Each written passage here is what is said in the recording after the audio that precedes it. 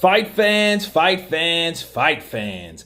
This is Kurt DeVille with Counterpunch Boxing News, and I have some new news concerning Anthony Joshua. Get this. Anthony Joshua has made the infamous redemption list. That's right. Anthony Joshua is now a part of the infamous list on Counterpunch Boxing News's fighters that need redemption. Why do you say Anthony Joshua needs to be on the list? Why? Because he fought the wrong game plan.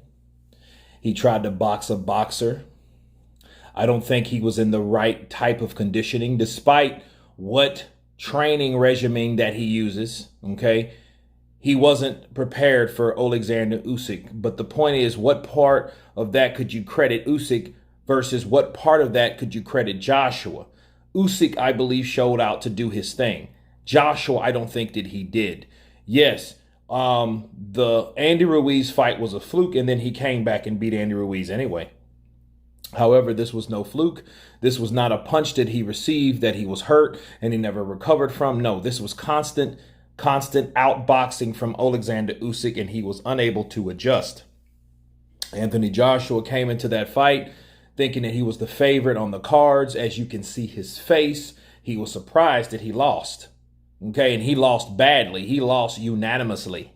Okay, he didn't win on any scorecard at all.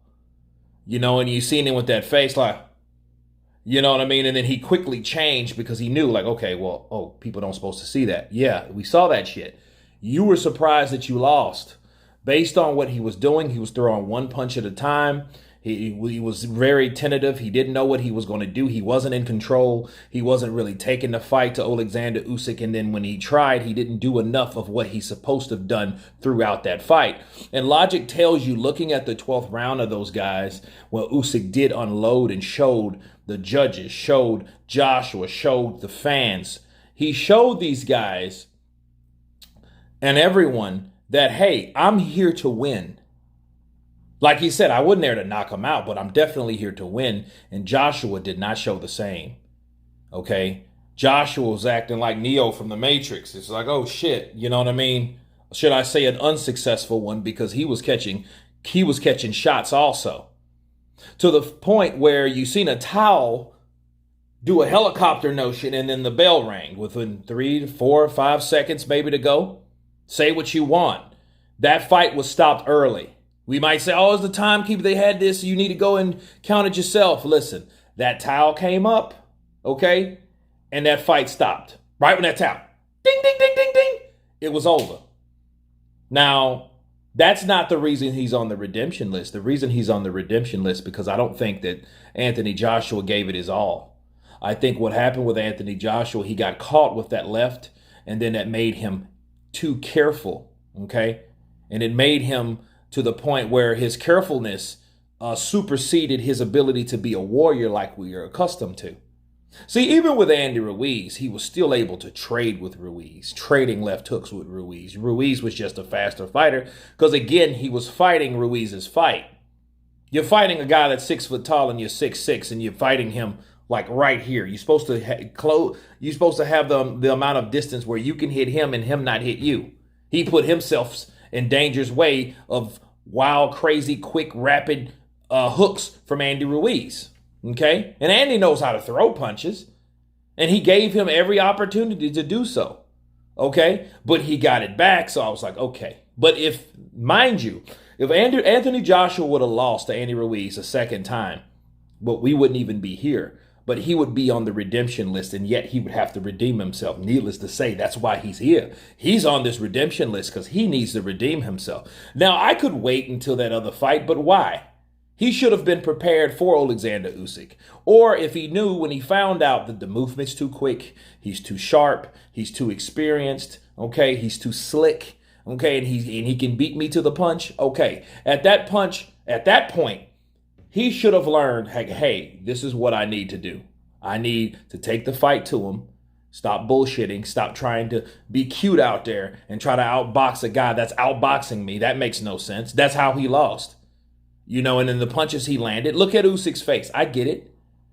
But Joshua, at this point in his career, he should have been able to adapt to other styles. See, there's one thing of knowing, hey, I've added this boxing / moving style to my repertoire of being a warrior. But when you take the warrior out and you're just this boxer dude, and then, you don't even know who you really are. So he has no identity. I think Anthony Joshua, you can't pour out what you already know. You have to already have what you have and add more to what you got.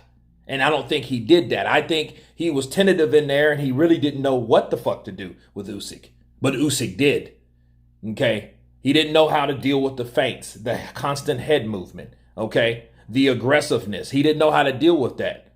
Most fighters would try to come in on Joshua and then he can set him up with counters and traps. Usyk wasn't falling for that mess. Okay? That's what the feints were for. The feints were to offset those traps that Anthony Joshua tried to set. And he paid for it. Instead of him taking the fight to Alexander Usyk, pinning him up, throwing some uppercuts. Where was the uppercuts upstairs? He threw a couple. He missed badly.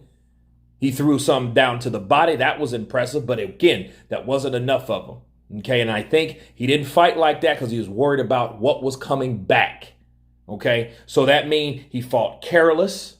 Or should I say careless? He fought cautiously, too cautiously, to the point where he missed his opportunities. Sometimes you have to take risk to seek rewards, and he wasn't able to do that, as you said. He was just trying to, well, you know what, let me try to land one punch at a time and match this guy. But the problem was he wasn't matching that guy. And the 12th round told the whole story of what we've seen throughout the first 11 rounds. It was just kind of like a balloon payment of ass kicking from Usyk, okay? Where Joshua should have then went out on his shield. If he was going to go down, fine. Let him go down swinging.